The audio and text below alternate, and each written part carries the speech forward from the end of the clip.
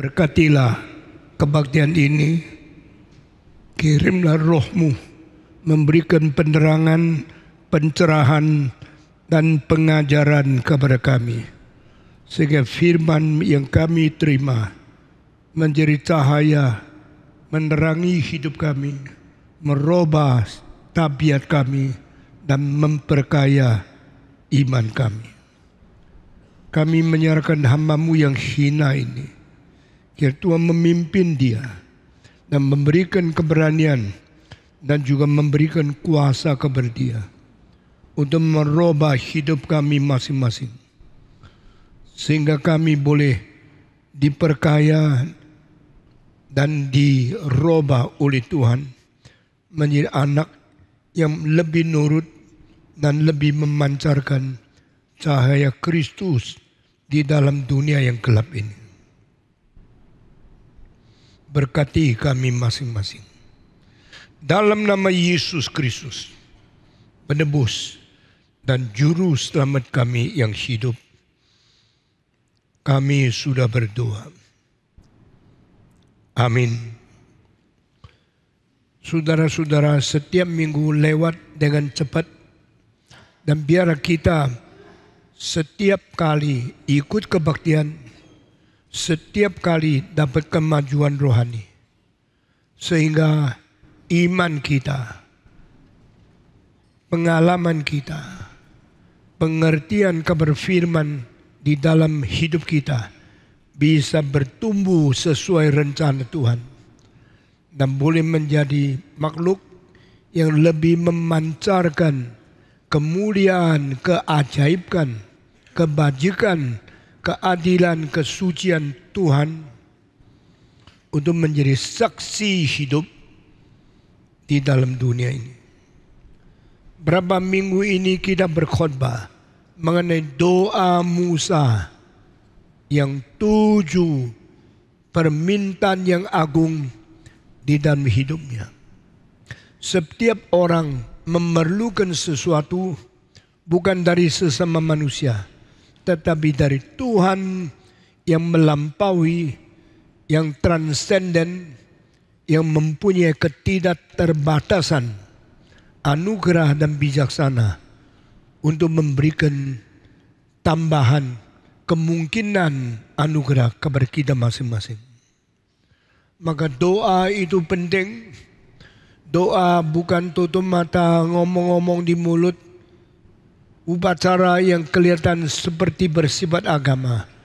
Doa ada satu keinginan paling dasar di dalam hati, menuju kepada Allah yang Maha Kuasa, supaya merencanakan dan memberikan sesuatu yang kita tidak mungkin peroleh dari siapa.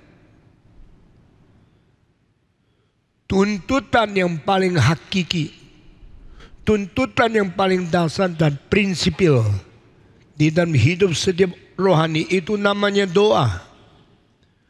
Jangan persamakan doa daripada kalimat-kalimat yang diucapi, apalagi yang diulang-ulang tak habis-habis. Itu membosankan Tuhan. Itu tidak menyenangkan Tuhan. Yesus bilang, jangan kira katamu banyak engkau didengar, tetapi engkau harus mencari Tuhan, menuntut Tuhan dengan kebenaran dan roh.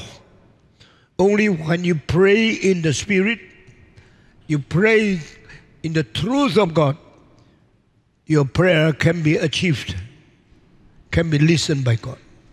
Hanya doa yang berdasarkan hati yang sungguh-sungguh taat kepada Roh Kudus, yang sungguh-sungguh berdoa sesuai kebenaran Tuhan, baru mungkin doamu dijawab oleh Tuhan. Banyak doa di dalam agama itu membosankan, dan itu membuat Tuhan menolak kita, tidak mendengar kita dan membuang kita.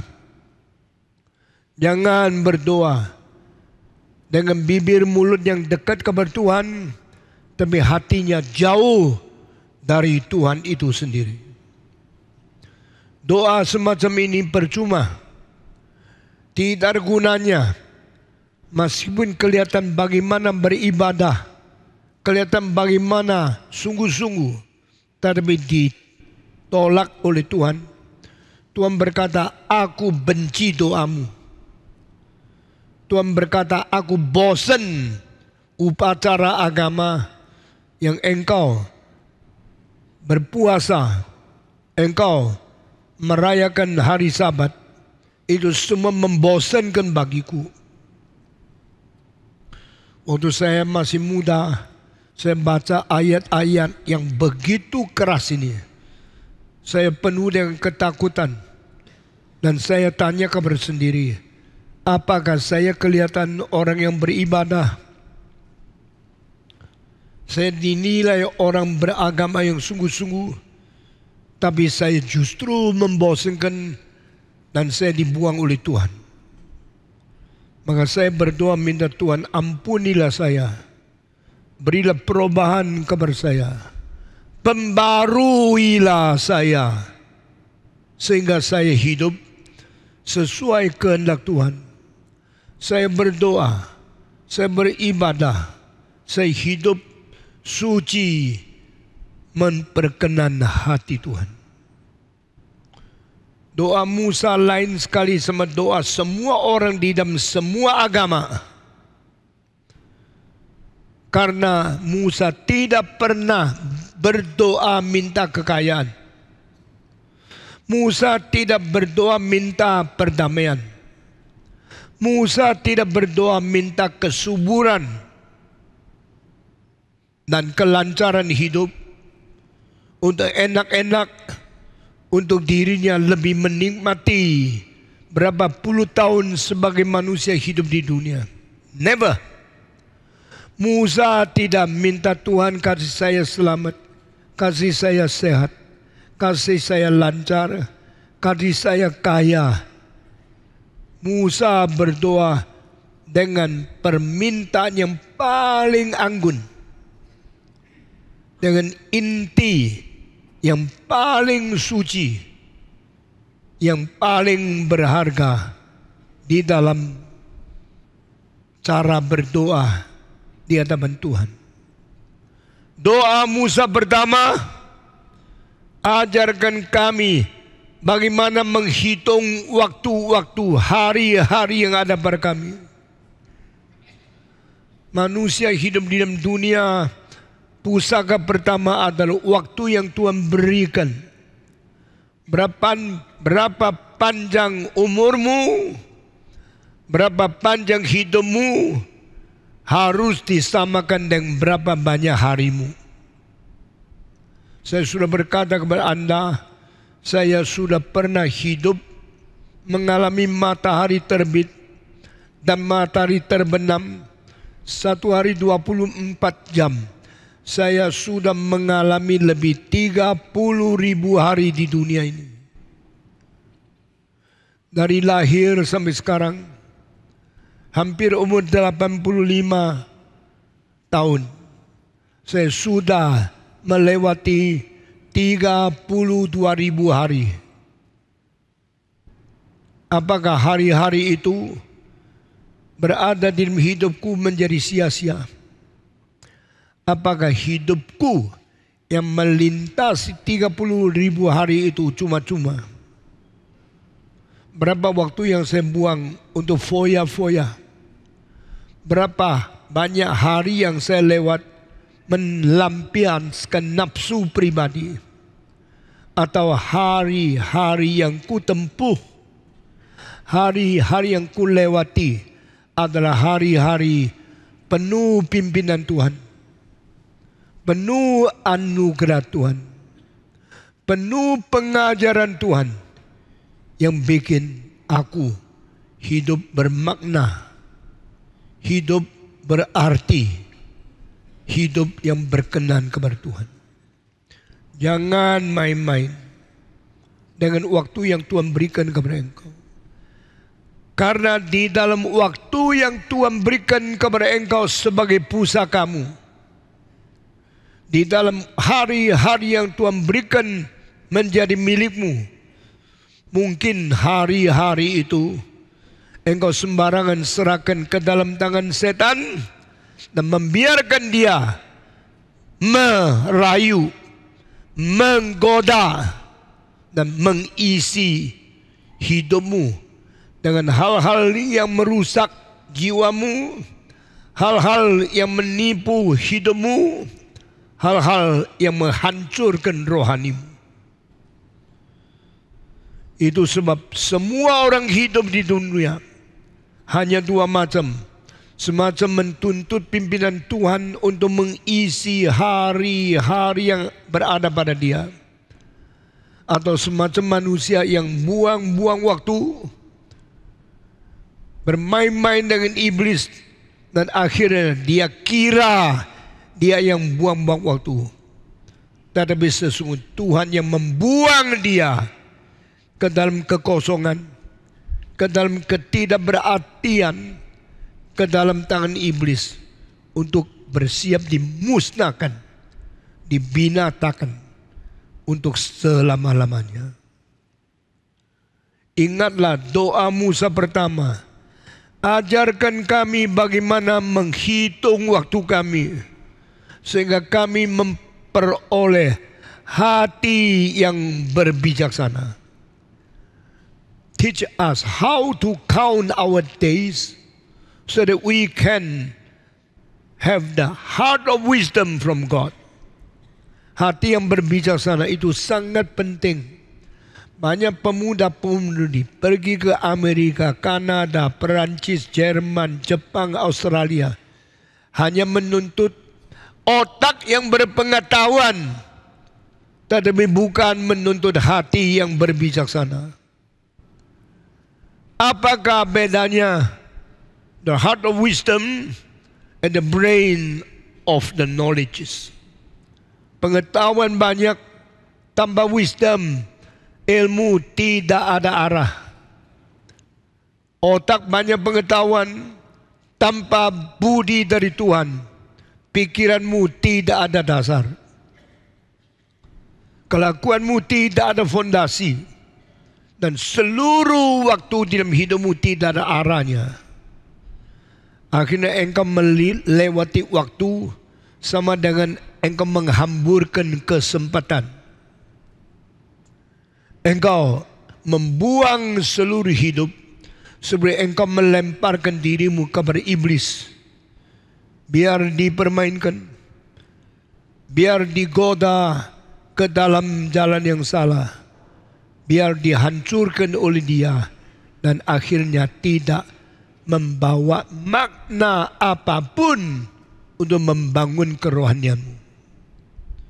Berapa menakutkan orang yang hidupnya di dalam setan dibanding orang-orang hidup di dalam pimpinan Roh Kudus, hidup di dalam rencana Allah. Karena perbedaan ini mengakibatkan di mana engkau berada di dalam kekekalan yang tidak balik lagi. The eternity you are going to go through, which never change, which never return again, is the opportunity to live with God, or you chose to live with Satan and betray God. Semua kalimat dari mimbar ini bukan main-main. Semua kalimat dari mimbar ini harus dicatat, diingat, dihargai, dan dipelihara dengan baik-baik. Karena hidup hanya satu kali, tidak balik lagi. Satu kali lewat, tidak kembali lagi. Lalu hidup berapa puluh tahun di dunia ini akan menghantar kami ke dalam kekekalan. The life within this world for several decades is only to bring us go through, across this world, and enter into eternity. Dengar baik-baik, hidup berapa puluh tahun di dunia ini hanya menjadi satu jembatan yang membawa kita melintasi masa kini menuju kepada kekekalan yang akan dikaruniakan Tuhan kepada kita. Dan pelintasan ini tak mungkin kembali. Once you enter into the eternity, you will never return, never revert. You will never repeat again the life in this world. You will forever and ever live your future life in eternity with God or with Satan. No other possible. Hanya satu kali melintasi hidup di dunia ini melalui kematian sebagai jembatan yang membawa kita masuk ke dalam kekekalan. Hanya dua kemungkinan: hidup beserta Tuhan untuk selama-lamanya, atau hidup dengan setan untuk selama-lamanya. Jangan main-main. Saya kira Musa orang yang sungguh-sungguh berbijaksana. Karena waktu dia tua, dia melangsungkan doa pertama. Berilah kami hati yang berbijaksana, melalui bagaimana kami mengetahui bagaimana menghitung hari-hari yang kau berikan kepada kami. Musa minta melalui takut kepada Allah sebagai permulaan orang yang berbijaksana. The fear of the Lord is the beginning of the wisdom. If you never fear the Lord, you never experience the life of wisdom. Jikalau Anda tidak pernah mempunyai perasaan takut kepada Tuhan, tak pernah engkau mengalami apa artinya permulaan berbijaksana. Jikalau engkau tidak belajar mengenal Tuhan itu suci adanya, dan engkau betul-betul mengasingkan diri dari kejahatan, engkau betul-betul hidup di dalam kekudusan Tuhan, engkau tidak pernah mengetahui apa itu bijaksana dari Tuhan. If you never experience a holy life, if you never separate from the sin who is erasing you and bring you to the eternity of everlasting death, you never know how to experience the true wisdom and the life of fear the Lord. Bijaksana melalui takut kepada Tuhan. Bijaksana melalui mengerti kesucian Tuhan. Dan bijaksana melalui bagaimana hidup menjauhkan diri dari kejahatan. Hal apa yang engkau mengetahui sebagai jahat? Berjudi, berzina, tamak, bohong, curang, penipuan. Semua yang disebut kejahatan di Alkitab, jauhkanlah diri daripadanya. Jangan bergaul sama orang yang menghujat Tuhan. Jangan mendekat mereka yang menghina anugerah. Jangan membiarkan dirimu kecimpung di dalam segala penipuan dan segala pemalsuan, sehingga engkau dibuang oleh Tuhan. If you truly fear the Lord, if you truly understand His holiness, if you truly depart yourself, separate off from all the evil things, you are a wise man. Jikalau engkau sungguh-sungguh takut kepada Tuhan, sungguh-sungguh mengenal kesucian Tuhan, sungguh-sungguh meninggalkan hidup yang bersalah, yang menyeleweng, yang berbuat jahat, engkau sungguh-sungguh hidup di dalam penuh bijaksana dari Tuhan. Kiranya Tuhan mengajar kita, kita mendidik kita, kiranya Tuhan mendisiplin kita, sehingga kita mendapatkan tiga hal ini: takut kepada Dia, mengenal kesuciannya, dan hidup berjauh dari kejahatan, sehingga kita menjadi manusia yang terasing oleh Tuhan, manusia yang dipisahkan Tuhan daripada yang jahat, memisahkan kita daripada yang salah, sehingga kita diperkuduskan dan kita didekatkan dengan semua janji dan semua perintah Tuhan. Itulah orang berbijaksana. Doa kedua dari Musa, Tuhan berilah kemenangan, keselamatan melalui penebusan dan pengampunan-Mu kepada kami. Ini doa kedua. The heart of wisdom. Kedua, the grace of the salvation. Kalau kita bijaksana tapi tidak diselamatkan, tetap kita akan masuk neraka. Maka doa kedua, minta keselamatan dari Tuhan. Bagaimanakah mungkin Tuhan menyelamatkan kita jikalau dosa kita tidak diampuni? Bagaimana dosa kita diampuni jikalau Tuhan tidak memberikan anugerah penebusan dosa kepada kita? Tak mungkin kita diselamatkan. Itu sebab keselamatan datang dari penebusan. Penebusan datang dari pengampunan. Pengampunan datang daripada kemurahan Tuhan. Allah yang adil adalah Allah yang suci. Keadilan dan kesucian Allah adalah untuk menghakimi semua kesalahan, semua penyelewengan, semua dosa yang kami perbuat.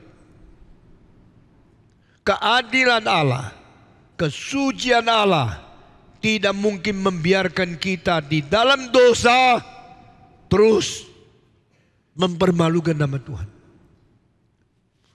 Kalau Tuhan memakai keadilan dan kesucian menghakimi kita, pasti kita masuk neraka. Pasti kita dihukum untuk selama-lamanya. Tidak ada pengampunan, tidak ada pencerahan, tidak ada pengharapan yang baru.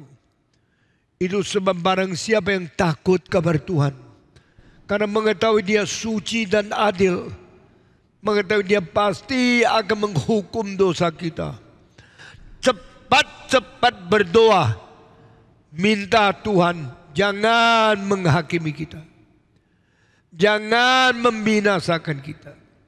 Jangan membiarkan kita terus-menerus berada di dalam dosa dan tidak sadar. Caranya bagaimana? Oh Tuhan, tolong jangan mengadili saya. Tuhan jangan menghakimi saya. Jangan membuang saya di dalam neraka. Jangan biarkan saya terus berada di tangan iblis. Kalau mau Tuhan tidak membiarkan kita dihakimi, dimurkai, dimasuk ke dalam neraka, cara satu-satunya adalah Tuhan tolong ampuni saya. Kalau Tuhan mengampuni, berarti Tuhan tidak lagi mengadili kita. Mungkinkah saya diampuni Tuhan? Saya yang sudah berdosa, mungkinkah tidak dimasukkan ke dalam neraka? Mungkinkah Tuhan membiarkan saya mendapatkan penebusan? Kecuali Tuhan berubah. Engkau tanya, bukankah Alkitab mengatakan Tuhan itu tidak pernah berubah? Dan di dalam Tuhan juga tidak ada bayang-bayang yang pindah tempat. You never change. You're consistent forever and ever. You never have any changing of your even shadow. Tidak ada perubahan daripada bayang-bayang Allah. Sudah dengar kalimat yang penting di bawah ini. Saya berjarak dengan cahaya. Cahaya berjarak dengan saya, membuat di belakang saya ada bayang-bayang. Tak ada satu barang yang tidak mungkin tidak ada bayang-bayang jikalau dia berjarak dengan terang. Di sini lampu, di sini saya. Jarak di tengah-tengah lampu dan saya mengakibatkan belakang saya itu bayang-bayang. Karena bayang-bayang di belakang saya, cahaya di depan saya, satu garis itu menghasilkan bayang-bayang berada. Ngerti tidak? Jawab saya, ngerti tidak? Ini gejala fisika. Lalu saya waktu goyang, bayang-bayang itu pindah tempat. Tidak ada dalil lain.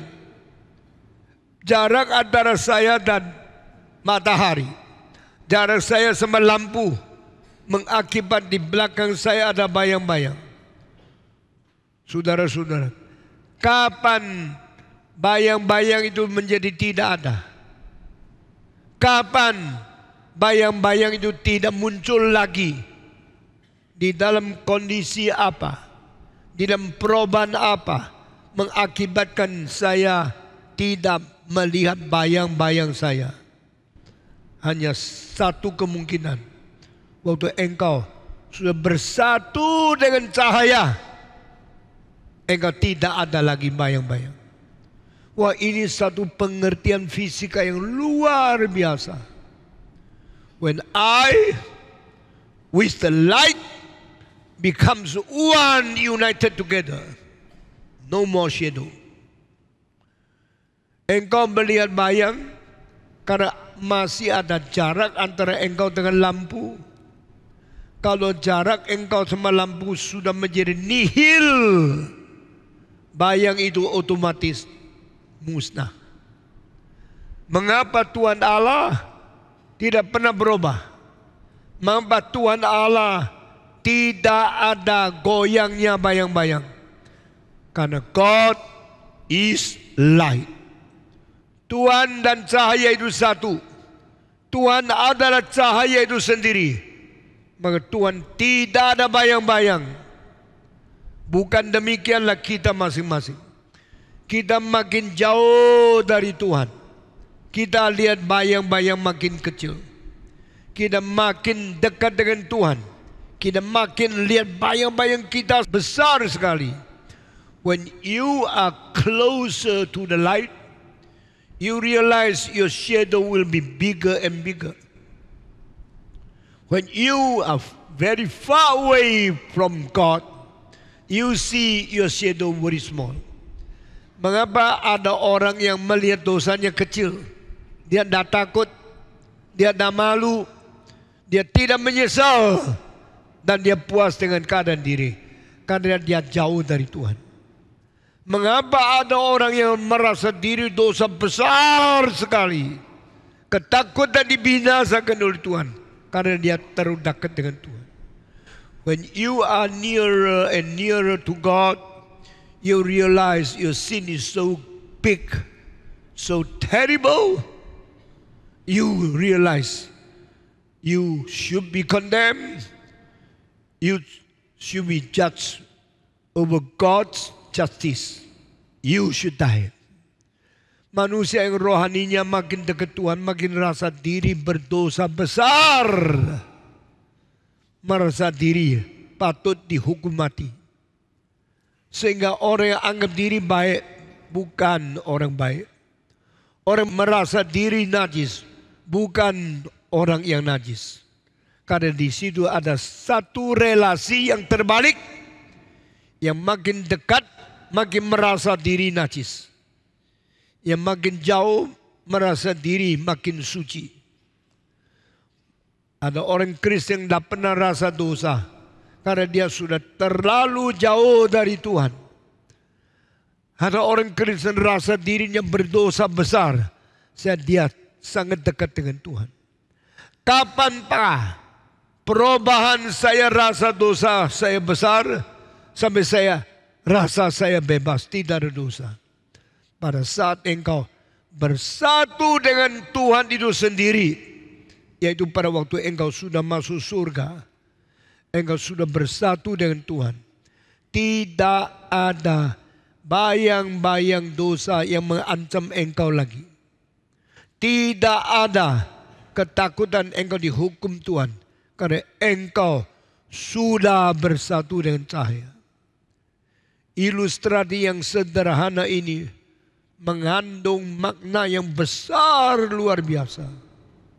God is light, so God has known the moving of His shadow. Allah itu adalah terang. Allah sama terang satu adanya. Maka Allah tidak pernah mempunyai bayang-bayang. Allah tidak pernah mempunyai pergeseran bayang-bayang. You are God. You are the light itself. You are eternally holy. You never change. No moving of your shadow. No changing yourself. Allah tidak berubah. Allah tidak pernah mempunyai gesernya bayang-bayang. We are human being created by God. We are human being fallen in sin already. Kami manusia yang dicipta. Kamu manusia yang sudah berdosa. Maka di antara kami dan Tuhan ada jarak-jarak. Dan jarak itu mengakibatkan kita mempunyai bayang-bayang yang bergerak. Dan bayang-bayang itu makin jauh dari Tuhan, kita rasa diri makin kecil bayang-bayangnya. Orang yang jauh dari Tuhan, yang tidak dekat Tuhan, tidak pernah merasa diri mempunyai bayang-bayang atau ancaman dosa. Terbalik sebagaimana manusia makin dekat Tuhan, makin merasa dosanya besar. Dan makin sadar dia perlu bertobat. Saudara-saudara, Yesus Kristus berkata, I am the light of the world. Whosoever follow me will never fallen into the punishment or vanish forever. He will meet and he will obtain the light of life. Yohanes 8:12, Yesus berkata, akulah terang dunia. Barang siapa yang mengikuti aku, dia tidak akan berjalan di dalam kegelapan. Dia akan menemukan cahaya hidup. Maka Musa berkata, saya dosa besar. Saya harus dihakimi oleh Tuhan. Doa kedua, berilah keselamatan kepadaku. Bagaimana orang berdosa boleh mendapatkan keselamatan dari Tuhan? Tuhan, tolong ampuni dosaku. Bagaimana orang berdosa bisa menerima pengampunan dari Tuhan? Karena Tuhan tidak lagi memakai keadilan, kesucian menghakimi aku. Tapi Tuhan balik memakai cinta kasih dan pengampunan menolong aku. Waktu Musa berdoa, Tuhan, sesalilah hambamu. Regret for your servant. Tuhan, silakan sesal bagiku. Berarti Tuhan, robahlah. Orang berdosa tidak merubah diri, minta Tuhan robah. Apa artinya? Ini mendalam sekali teologinya. Tuhan adalah adil sampai selama-lamanya. Karena dia suci. Tuhan juga kasih selama-lamanya. Karena dia memberi anugerah. The God of holiness will condemn the sin of world. His holiness is forever. Unchanged forever and ever. Allah yang adil. Allah yang suci. Tak pernah berubah. Dan dia harus menghakimi dosa manusia. But at the same time, the Holy God is also a merciful God. Allah yang suci sekaligus adalah Allah yang penuh dengan kemurahan. And the loving kindness God is also never changed forever and ever.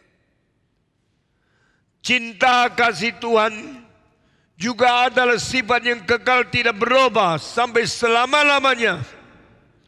Dan Allah yang penuh dengan kasih, dia tidak akan menghakimi, tidak akan menghukum dosa, tapi dia akan mengampuni dosa manusia. Allah yang harus mengadili, juga Allah yang harus mengampuni. Caranya apa? Dia berubah. Tidak lagi menghakimi kita. Karena perubahan itu, dia mengampuni kita. Inilah doa kedua. Oh God, please repent for me. Tuhan silakan berubahlah bagi aku. Tuhan silakan menyesalilah bagi hamba-Mu. Berarti Tuhan, Engkau yang seharusnya menghakimi aku. Tolong berubah. Pakailah cinta-Mu, ampuni aku. Tuhan yang tidak berubah. Kenapa disuruh Musa berubah? Tuhan yang tidak mungkin berubah. Mengapa harus berubah? Karena Tuhan di dalam waktu yang sama, di dalam seluruh perjalanan kekekalan, Dia mempunyai sifat yang paralel. Adil dan kasih. Menghakimi dan mengampuni. Pada waktu Musa berdoa, tolonglah Tuhan berubah. Pakailah penyesalan-Mu, kembali mengampuni aku. Pakailah kemurahan-Mu, menyelamatkan aku. Berarti Musa minta doa kedua, pengampunan dosa. Doa pertama, hati yang berbijaksana. Doa kedua, minta anugerah pengampunan dosa. Kalau tidak ada dua ini, engkau hidup tidak ada pengharapan. Tuhan berilah bijaksana supaya aku memikirkan. Aku sadar. Aku mengerti keagungan Engkau melalui takut kepada-Mu. Melalui mengerti kesucian-Mu. Melalui hidup berpisah dari segala kejahatan. Berkenan di mata-Mu. That is wisdom. After that, I pray for second things. Forgive me. Give me your redemption. Give me your forgiveness. And give me the new life from God. So that I do not play and wasting my life in the wickedness. Saya tidak mau menghamburkan hidup. Tidak mau membuang waktu. Tidak mau menyerahkan diri kepada setan. Hidup cuma-cuma. Hidup sia-sia. Saya mau ditebus. Diselamatkan oleh Tuhan. Jangan menghukum dosaku. Tetapi ampunilah dosaku. Jangan pakai adilan-Mu menyelesaikan aku yang jahat. Tapi perlakukanlah aku dengan kemurahan-Mu, pengampunan-Mu, melalui penebusan-Ku. Kembalikan saya menjadi orang yang hidup berkenan kepada Tuhan. Hidup mengalami pengampunan, hidup mengalami keselamatan Tuhan. Itu saving grace. Tuhan berilah aku anugerah menyelamatkan. Berilah aku anugerah pengampunan. Jangan lagi menghitung dosaku. Jangan lagi menghakimi, menghukum kesalahanku. Saya mau menjadi orang diselamatkan. Saya mau menerima penebusan Yesus Kristus. Saya jadi orang Kristen yang baru. Orang Kristen diselamatkan. Aku hidup mengikut Engkau selama-lamanya. Ini doa kedua. Saudara terus baca, terus belajar. Semua doa Musa engkau kaget. Berapa hebatnya dia. Berapa berbudinya dia. Doanya tidak ada satu yang sia-sia. 7 doa tidak ada satu yang percuma. Semua doa yang paling penting dalam hidup manusia. Doa ketiga, Tuhan beri aku cinta kasih-Mu. Penuhi hidupku sedini mungkin. Dia bukan tunggu sudah mau mati baru percaya Tuhan. Sama kan? Tidak. Banyak orang bilang saya masih muda. Saya tidak mau Tuhan. Saya mana tidak mau gereja. Saya tidak mau hidup suci. Saya tidak mau keselamatan. Masih muda kok ke gereja. Kendengah. Lebih baik muda pergi dansa-dansa. Waktu muda pergi foya-foya.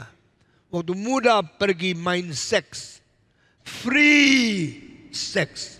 Free emotion. Free lust. Begitu banyak anak muda waktu muda cari pelacur. Cari perempuan yang tidak benar. Mempermainkan tubuhnya. Lampiaskan seks. menikmati kesenangan di dalam nafsu birahi. Sudah tua, sudah rusak, alat kelamin sudah sakit, sudah tidak bisa sembuh. Tuhan, ampuni dosaku. Kau kira kau pintar? Kau kira kau bisa main dulu, baru waktu tidak ada guna minta Tuhan? Saya mengatakan kau bodoh sekali. Karena kau menghidupi hidupmu dengan sembarangan sampai sudah tidak berguna baru cari Tuhan. Sesudah cari Tuhan engkau sudah sulit bersaksi bagi Tuhan. Waktumu sudah dihabisin di dalam perbuatan dosa. Pengalaman hidupmu penuh dengan kejahatan dan moral yang jelek. Pikiran jahat telah menguasai otakmu. Untuk engkau tua, engkau berkata, Tuhan, aku datang kepadamu. Saya percaya kepadamu. Saya sekarang menjadi manusia baru. Tuhan bilang, sudah tidak bisa dipakai oleh saya. Karena sebagian besar hidupmu sudah diperaat oleh iblis. Menjadi alat yang berdosa merusak orang lain. Itu sebab Musa berkata, sedini mungkin bila aku dengan cinta kasihmu. Sedini mungkin beri kepuasan di dalam hatiku tentang kasih sayangmu. Sehingga aku bersorak-sorai seumur hidup. The earliest you believe in Jesus Christ, the earliest you experience His saving grace, the longer life you can serve Him. Makin pagi menerima Tuhan, makin panjang hidup melayani. Saya umur 17 menyerahkan diri menjadi hamba Tuhan. Tuhan kasih saya hidup sampai umur 85 belum mati. Selama 68 tahun saya melayani Tuhan. Saya sudah berkhotbah kepada 37 juta manusia.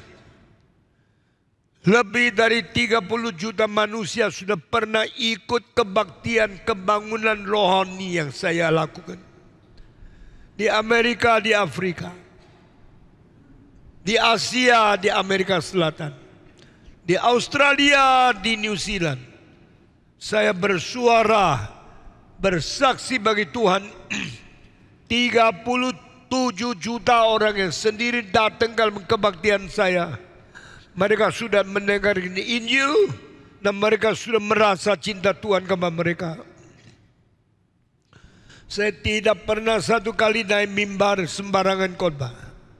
Saya dengan segenap hati, dengan sungguh-sungguh penuh jiwa yang kasih kepada orang berdosa, berteriak supaya manusia kembali kepada Tuhan.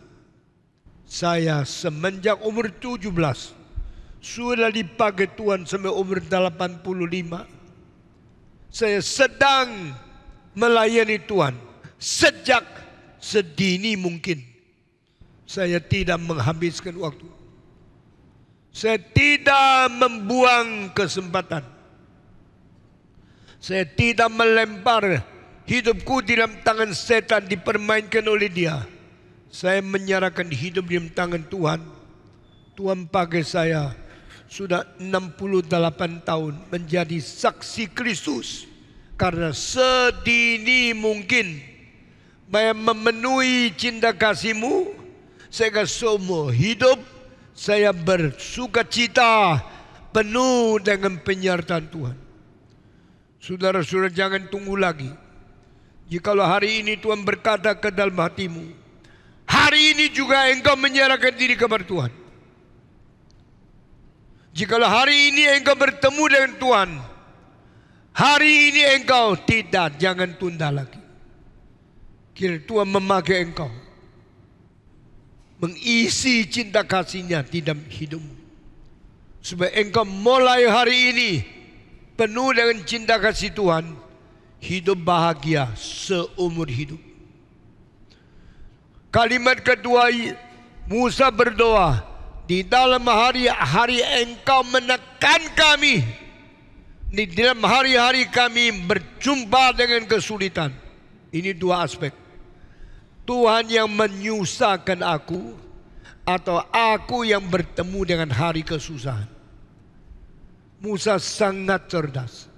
Dia mengetahui ada semacam kesukaran yang kita jumpa sendiri di dalam hidup kita. Tetapi ada semacam kesukaran yang Tuhan rencana menindas kami. Masa mungkin? Masa Tuhan membuat susah manusia? Bukankah semua sukacita dari Tuhan? Semua sengsara dari iblis? Tidak. Kadang-kadang engkau sudah dipengaruhi oleh racun, lalu engkau salah ngerti Tuhan. Tuhan mungkinkah kasih saya susah? Mungkin. Dari mana? Dari doa ketiga Musa. Pada saat engkau menekan, menindas kami. Mengapa Tuhan menindas manusia? Manusia dicipta harus mempunyai pencobaan dari iblis. Manusia dicipta juga harus mengalami ujian dari Tuhan. Iblis mencobai supaya berdosa.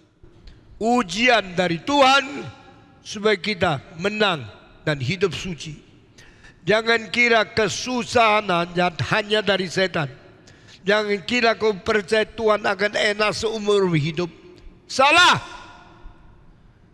Sengsara yang diterima oleh manusia berasal dari empat sumber. Sumber pertama, manusia mengapa susah? Dengar. Karena dosa manusia, dunia terkutuk. Because this earth have been cursed by God. Setelah Adam berbuat dosa, Alkitab berkata, bangunlah, hasillah, keluarlah semak duri dari dunia. Karena Tuhan mengkutuk bumi ini. God cursed this earth. So God allowed, God permit the earth comes out, the thorns, semak duri berhasil dari bumi. Karena Tuhan memperbolehkan mengkutuk dunia ini. Sama sengsara pertama dari mana? Dari dunia. Kenapa dunia memberi sengsara? Karena Tuhan memberikan kutukan. Because this earth have been cursed by God. So God allowed, God permit the thorns come out from the earth. Manusia mendapatkan kesulitan pertama dari bumi. Kedua, Tuhan juga memberikan kesulitan menindas anak-anaknya supaya mereka mengalami ujian. Mereka diuji taat tidak, mereka diuji beriman tidak. Tuhan mengizinkan sengsara tiba kepada orang Kristen. Kenapa saya jadi Kristen masih ada sengsara? Karena Tuhan memberikan sengsara menguji kita. Dari setan pencobaan. Pencobaan mempunyai motivasi menjatuhkan engkau dalam dosa. Mencurigai Tuhan. Engkau melawan Tuhanmu. Tuhan juga memberikan ujian kepada engkau. Melatih engkau taat.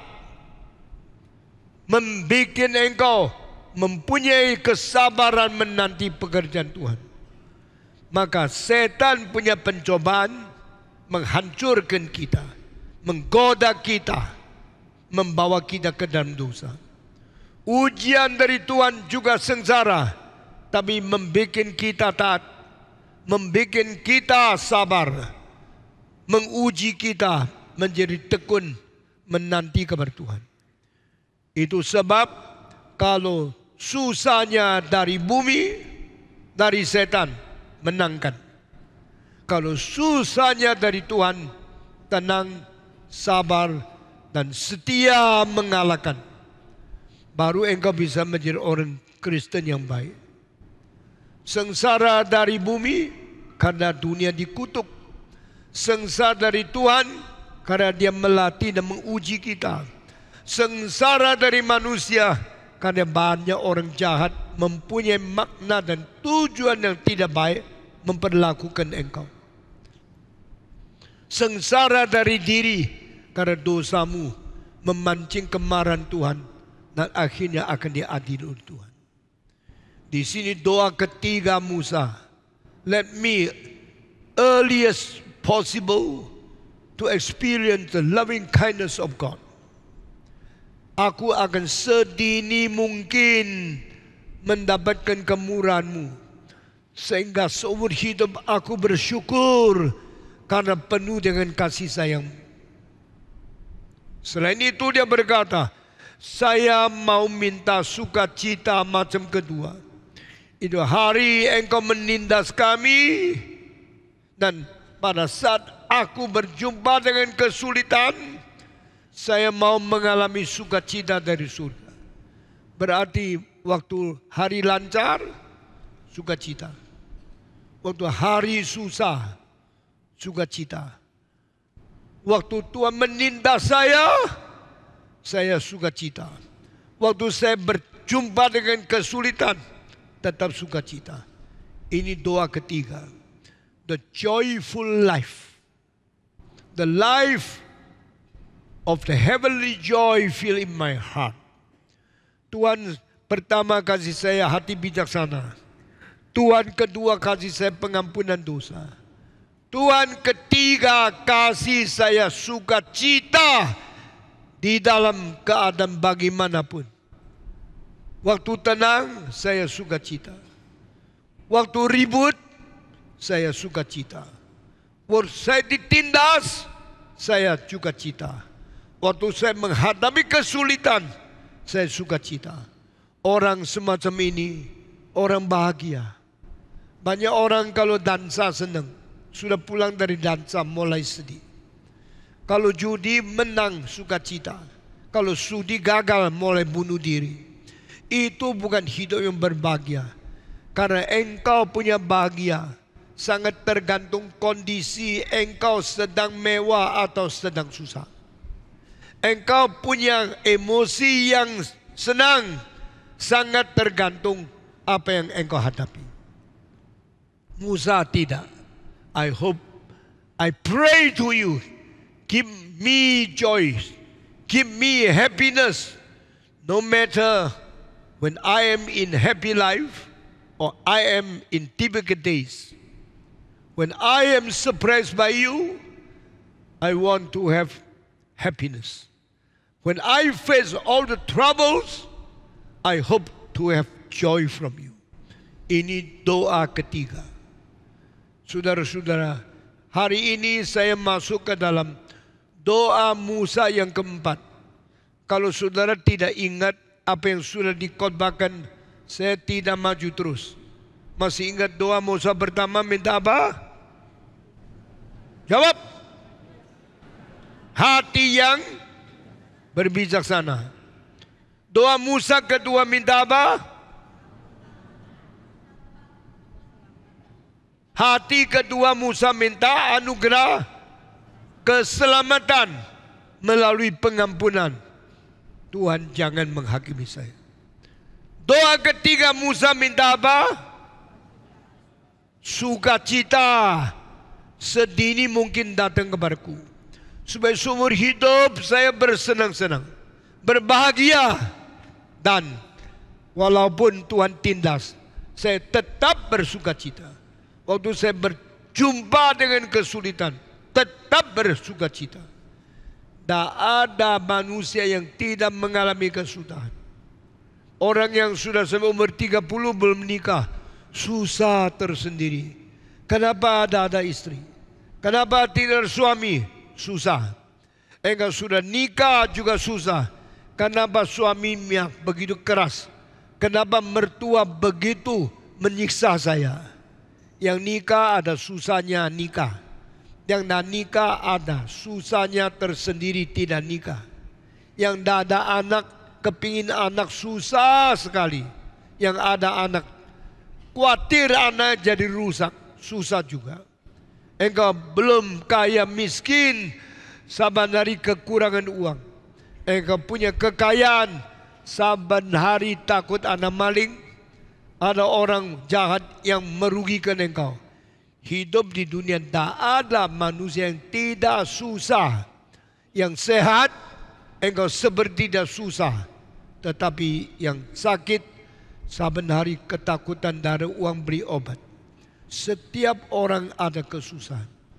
Yang jadi rakyat susah karena mesti bayar pajak. Yang jadi presiden susah kalau tidak terpilih lagi. Semua orang susah. Tetapi bagaimana menangani, bagaimana mengalahkan kesusahanmu, baru menjadi orang bijaksana. Kalau tidak, engkau hidup tidak ada bahagia. Ini doa keempat, Tuhan beri aku sukacita. Sesudah doa pertama, bijaksana. Kedua, keselamatan. Ketiga, sukacita. Doa keempat sekarang saya mulai. Di dalam ayat selanjutnya, Musa berdoa, nyatakanlah karyamu kepada hambamu. Sebelum minta karunia, sebelum minta karya dinyatakan, dia mengaku dia hamba. Jangan kira engkau boleh semenang-menang melawan Tuhan. Engkau harus mengetahui engkau ditebus, sudah engkau diselamatkan, sudah diampuni dosa, sudah keluar dari Mesir, sudah bebas. Engkau menjadi orang yang takluk di bawah hukum. Orang Kristen setelah diselamatkan, orang Kristen sudah dibebaskan dari dosa, orang Kristen menjadi hamba daripada keadilan Tuhan. Kita menjadi hamba dulu di dalam dosa, sekarang menjadi hamba daripada keadilan Tuhan. We were the slave of the sins. Kita melayani dosa, kita melayani setan.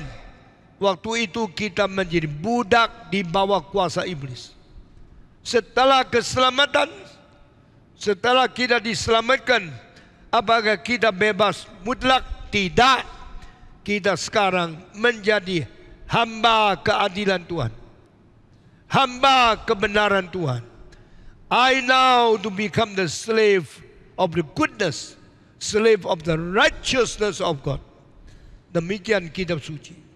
Sehingga engkau jangan kira engkau sudah bebas, sudah diampuni dosa, boleh sembarangan berzina, boleh sembarangan berjudi, boleh sembarangan berdosa, boleh sembarangan melampiaskan nafsumu, menajiskan tubuhmu. No. Now I offer myself to be a living sacrifice. Now I offer myself to be the servant of your goodness, the servant of your righteousness. Semua orang Kristen sudah diselamatkan, sudah dibebaskan dari dosa. Kita tetap menjadi orang menyerahkan diri sebagai budak kebajikan dan menjadi budak keadilan Tuhan. Sehingga before I present my life, my fingers, my hands, my feet, my head, my body to the evil things, now God, I dedicate myself, my hand, my feet, my body, my sex organ, my mouth, my eyes, my ear, to do the good things, to practice your righteousness. Sekarang saya sudah menjadi orang Kristen, sudah bebas dari dosa.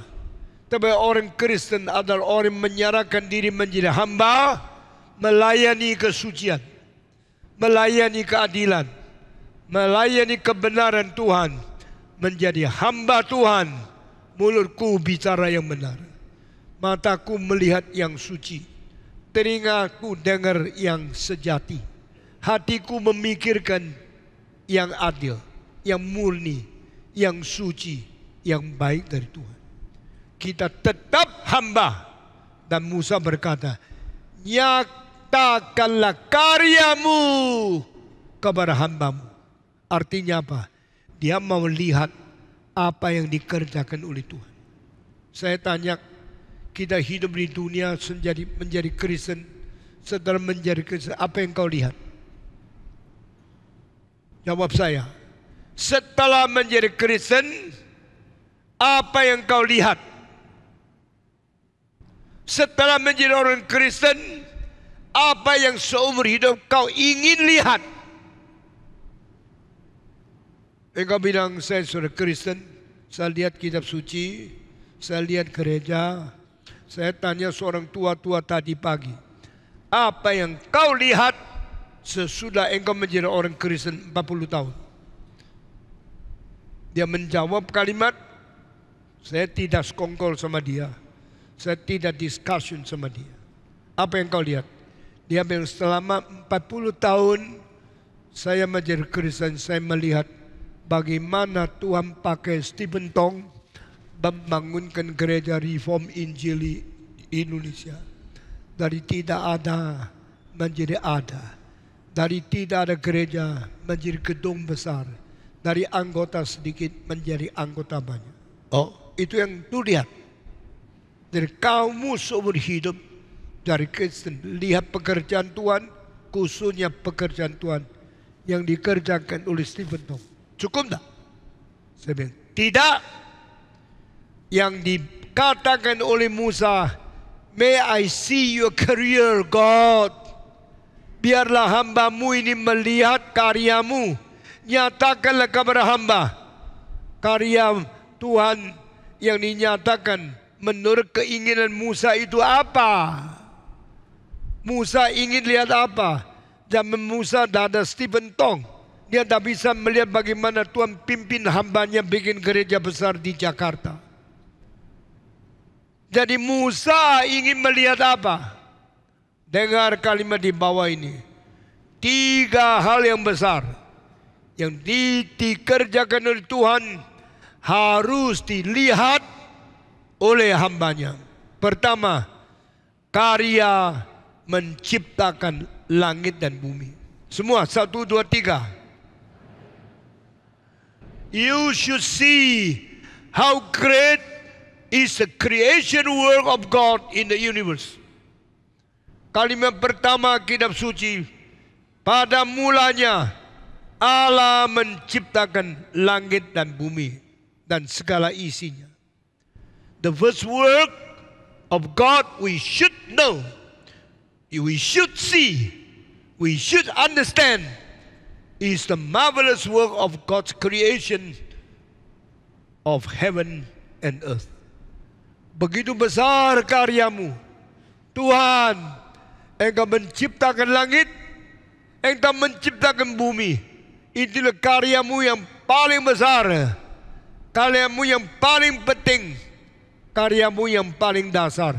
Saya mau lihat. Saudara, kalau malam lihat langit, kalau siang lihat matahari dan angkasa, mengapa ada satu mata di situ? Melihat seluruh dunia, cahaya membuat dunia ini bertumbuh, membuat pohon menjadi hijau, membuat laut ini tidak rusak. Matahari memelihara dunia. Malam ada bulan memberikan penglihatan kita tahu jalan kemana. Ada bintang-bintang, semua ada fungsinya. Bintang itu berapa jauh dari matahari, mempengaruhi air surut berapa tinggi, air pasang berapa tinggi, surut berapa rendah. Dan ada satu bintang yang tidak ada hubungan dengan bumi ini. Kita bersyukur kepada Tuhan. The way God created the world, the way God put all the stars in heaven, and the distance between sun and earth, moon and earth, sun and moon, other planet and our earth. Semua ditentukan oleh Tuhan. Penentuan-penentuan itu semua jaraknya persis, benar, tidak bisa kurang sedikit, tidak bisa tambah sedikit. Matahari sama dunia beda jaraknya 150 juta kilometer. Jika matahari lebih jauh, kita semua menjadi es. Jika matahari terlalu dekat, kita menjadi sate panggang. Kita tidak mungkin hidup kalau jarak itu dirubah. Bulan sama bumi beda ratusan ribu kilometer. Tak bisa dikurangi, tak bisa ditambahkan. Karena kalau kurang, cilakalah. Kalau tambah, air pasang setinggi gunung. Sampai pagi kita cepat-cepat naik ke gunung. Setiap malam kita turun ke bumi ini lagi. Kita akan mati 1 hari 2 kali. Saudara-saudara, semua yang diciptakan oleh Tuhan begitu ajaib, begitu akurat, dan begitu sesuai dengan kebutuhan kita. Bumi ini miring 23 derajat setengah, mengakibatkan ada musim semi, musim panas, musim kemarau, musim dingin, sehingga suhu dari seluruh bumi ini teratur secara harmonis, tidak terlalu panas, kita tidak sampai mati, tidak terlalu dingin sehingga kita tidak terlalu beku. Bukan saja demikian, Tuhan menciptakan alam semesta dengan karya yang begitu bijaksana, yang begitu akurat, sehingga kita bersyukur kepada Tuhan. Seperti apa ini kata seorang filosof dari Jerman, namanya ada Leibniz.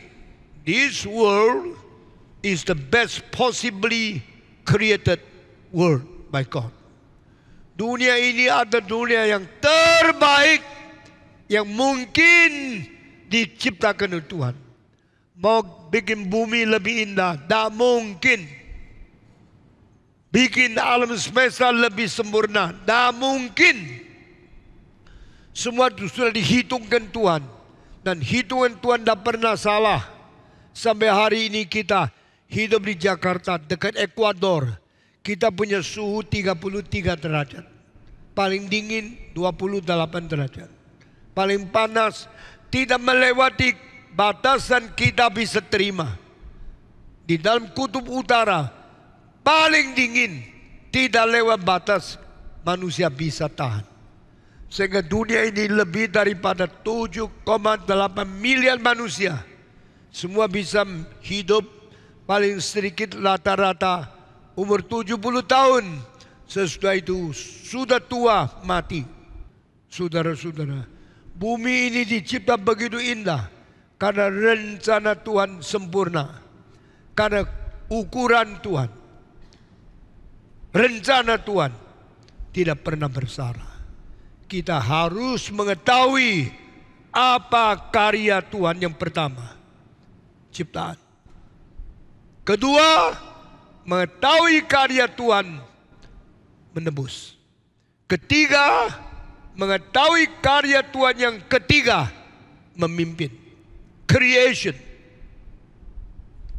redemption, and the guidance of God in the history.